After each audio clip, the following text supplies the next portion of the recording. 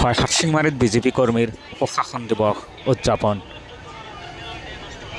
ভাৰতৰত্ন প্ৰাক্তন প্ৰধানমন্ত্ৰী অটল বিহাৰী বাজপেয়ীদেৱৰ জন্মদিন উপলক্ষে দক্ষিণ শালমৰা মানগাছৰ জিলা বিজেপিৰ কৰ্মীসকলে আজি জিলা আয়ুক্ত আৰু জিলা আৰক্ষী অধীক্ষকৰ কাৰ্যালয়ৰ সন্মুখেদি বিজেপি জিলা কাৰ্যালয়ৰ সন্মুখত সমদল উলিয়াই প্ৰশাসন দিৱস উদযাপন কৰে।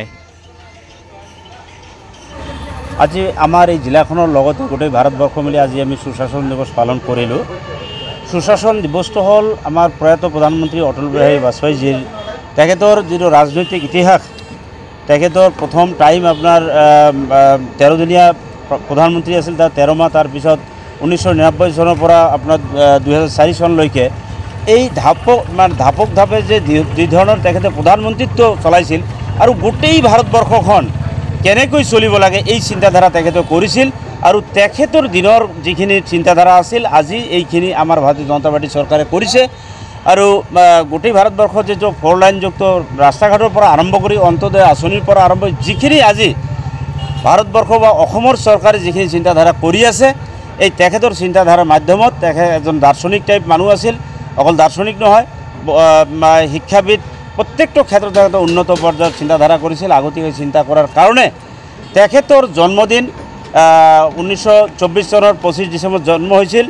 এই জন্মদিন উপলক্ষে আজি ভাৰতীয় জনতা পাৰ্টি এই সুশাসন দিৱসটো পালন কৰিছে।